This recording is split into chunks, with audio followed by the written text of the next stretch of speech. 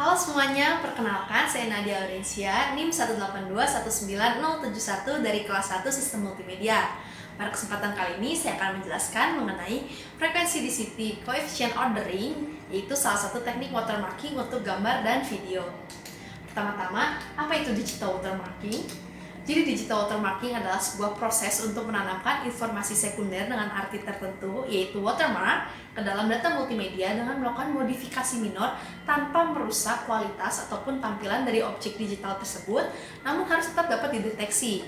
Nah, kualitas watermark yang baik adalah watermark yang tahan terhadap serangan, yaitu tidak dapat diubah ataupun dihilangkan oleh pihak-pihak yang tidak berwenang. Nah, kita akan masuk ke dalam penjelasan frekuensi DCT Coefficient Ordering. Sebelum melakukan watermarking, kita harus melakukan DCT, yaitu Discrete Cosine Transform. Jadi, gambar asli yang berupa domain spasial akan kita partisi menjadi blocks of pixel yang lebih kecil, kemudian kita transformasi menjadi domain frekuensi, dan terakhir kita kuantisasi untuk menghasilkan koefisien DCT. Teknik utamanya adalah coefficient ordering. Jadi teknik ini diusulkan oleh Koch dan Chow, yaitu menyusun ulang ataupun mengubah nilai koefisien DCT untuk merepresentasikan nilai 0 dan 1 yang merupakan bit dari watermarknya. Kemudian modifikasi ini dilakukan di dalam threshold supaya tidak mengubah persepsi visual. Selain threshold, kita juga harus memperhatikan koefisien manakah yang kita ubah.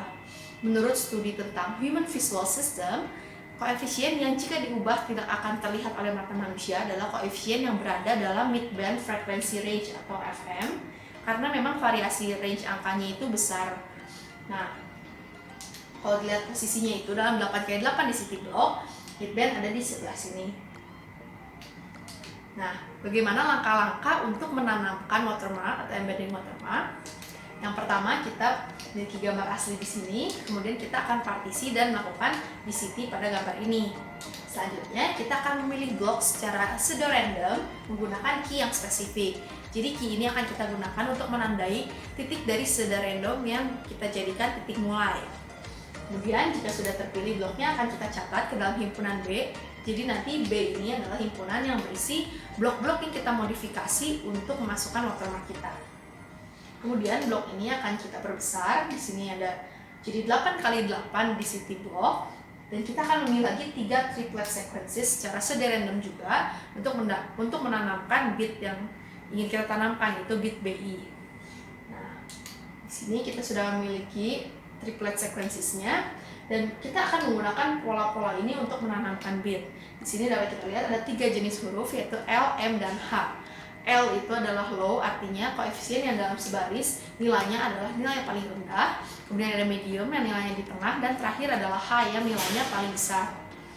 Nah, untuk menanamkan bit 1, kita akan memodifikasi per barisnya ini, per sekuensinya sedemikian rupa dalam threshold supaya yang terakhir adalah koefisien yang terkecil atau L. Jika kita ingin menanamkan bit 0, maka kita akan modifikasi supaya yang terakhir adalah bit yang bernilainya H. Kemudian, jika tidak dapat kita akan modifikasi dalam threshold, maka kita akan memodifikasi koefisiennya supaya nilai terakhirnya adalah M atau medium, dan itu menandakan bahwa blok ini invalid, jadi tidak bisa ditanamkan bit, dan bit BI akan ditanamkan pada blok selanjutnya. Nah, selanjutnya kita akan mengambil lagi blok yang akan kita tanamkan watermark selanjutnya secara pseudo-random juga. Kemudian blok tersebut akan kita masukkan lagi ke dalam himpunan B. Namun jika saat iterasi selanjutnya kita menemukan atau mendapatkan blok yang sama dengan blok yang sudah ada di himpunan B, kita akan mengulang kembali pemilihannya menggunakan pseudo-random karena kita tidak dapat memodifikasi blok 2 kali untuk menanamkan watermark. Selanjutnya, bagaimana cara untuk membaca atau mendeteksi watermark kita? Yang pertama, kita siapkan gambar yang akan kita deteksi, kemudian kita akan partisi dan DCT juga, dan kita menggunakan pemilihan lagi secara pseudo-random menggunakan key yang kita gunakan ketika menanamkan watermark. Kemudian catat lagi pada himpunan B, dan kita akan memilih juga triplet di sini secara pseudo-random juga. Kemudian kita akan menyesuaikan polanya dengan bit-bit sebagai berikut. Jika di bagian sini, sini, dan sini adalah L, berarti dia mengandung bit 1, jika H mengandung bit 0, dan jika M, yaitu blok ini invalid. Jika terdeteksi invalid, maka kita akan mendeteksi bit di blok selanjutnya. Gambar dikatakan mengandung watermark jika koefisien pada blok yang terpilih secara sedar random itu menunjukkan pola-pola yang sesuai dengan bit watermark yang kita tanamkan. Frekuensi DCT ordering ini terbukti tahan dari serangan, sehingga banyak digunakan terutama pada file-file JPEG dan MPEG. Pada bagian selanjutnya, saya akan menjelaskan mengenai manfaat keilmuan sistem multimedia pada kehidupan kita sehari-hari. Pertama-tama, apa itu multimedia? Jadi multimedia adalah aplikasi yang menggabungkan beberapa elemen media digital, yaitu teks, citra, audio, ataupun video. Nah, sifatnya sendiri untuk saat ini ada 4, itu digital, terkait dengan formatnya, karena di era modern ini menggunakan teknologi, hampir semua multimedia sudah memiliki format digital sehingga memudahkan untuk kombinasi berbagai multimedia. Kemudian voluminous atau ukurannya sangat besar sehingga membutuhkan kompresi, kemudian teknik penyimpanan dan juga media transmisi yang memadai. Ketiga adalah sifatnya interaktif. Contohnya kita dapat mengklik multimedia, kemudian multimedia itu akan memberikan action tertentu kepada kita. Contohnya dalam hyperlink. Kemudian yang terakhir adalah real time dan synchronization. Contohnya kita bisa streaming, bisa video conferencing. Kemudian untuk sistem multimedia sendiri, definisinya adalah sistem yang mencakup pembuatan, penyimpanan, dan distribusi konten multimedia pada berbagai platform. Untuk klasifikasi sistem multimedia sendiri ada beberapa.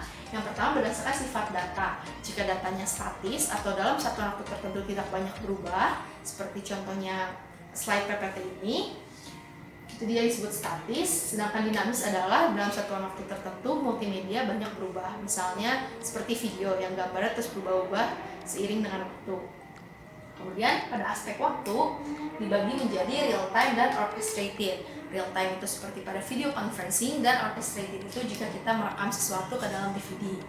Kemudian berdasarkan interaksi data multimedia, itu ada yang linear seperti video, jadi sudah ada urutan tertentu untuk pengaksesan data multimedia. Ada juga yang non-linear seperti kalau kita mengakses website.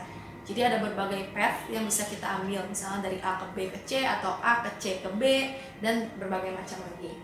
Kemudian untuk interaksi end users, itu ada person to machine, seperti kalau misalnya kita browsing di internet, itu kita dengan komputer kita, itu person to machine. Kemudian person to person itu kalau misalnya kita video conferencing, jadi di ujung lain ada manusia juga. Terakhir, berdasarkan distribusi informasi, ada yang single user, seperti kalau kita browsing, peer to peer, seperti kalau kita personal chat dengan teman, peer to multi-peer itu jika kita chat dalam sebuah grup obrolan, dan broadcast itu seperti TV ataupun radio. Siapa pengguna sistem multimedia itu? Kita semua, yaitu orang-orang yang dapat mengakses alat elektronik, mengingat sifat multimedia salah satunya adalah digital. Kemudian kapan kita menggunakan sistem multimedia? Setiap saat, karena hidup kita tidak lepas dari sistem multimedia. Karena multimedia sendiri ada di berbagai bidang dalam kehidupan kita, baik pendidikan, kesehatan, ekonomi, organisasi, informasi dan komunikasi, dan juga bidang hiburan. Bagaimana pemanfaatannya? Untuk sistem pendidikan, multimedia memudahkan proses penyampaian dan pemahaman materi ajar, misalnya menggunakan video ajar, kemudian memberikan pengalaman belajar yang interaktif melalui berbagai media, dan juga dapat memungkinkan sistem pembelajaran jarak jauh melalui video conferencing seperti saat pandemi ini. Kemudian dalam bidang kesehatan, dapat membantu proses pemeriksaan dan diagnosa kesehatan, misalnya menggunakan USG, kemudian dapat membantu penyampaian diagnosa kepada pasien juga menggunakan berbagai gambar, dan juga dapat membantu proses perawatan dan penyembuhan, seperti pada alat-alat teknologi terapi. Kemudian pada bidang ekonomi, sistem multimedia mempermudah visualisasi hasil analisis ekonomi, kemudian memungkinkan pembuatan konten pemasaran usaha yang lebih menarik, dan juga memungkinkan terjadinya online shopping.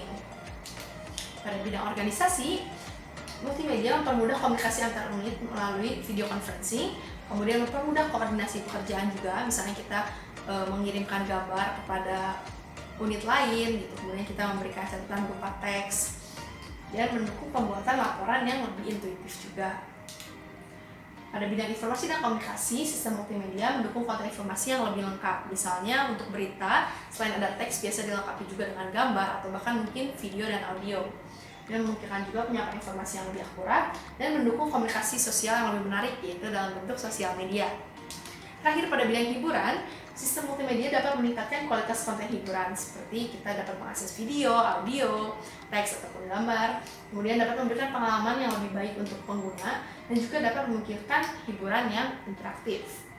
Maka kita harus belajar sistem multimedia, karena sistem multimedia itu sangat dekat dengan kehidupan kita.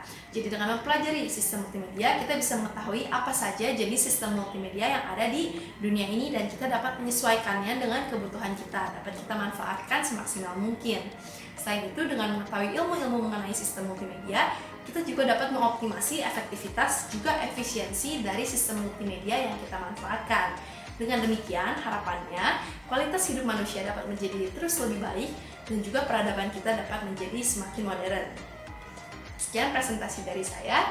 Terima kasih atas perhatian dan waktunya. Sampai jumpa di lain waktu dan salam multimedia.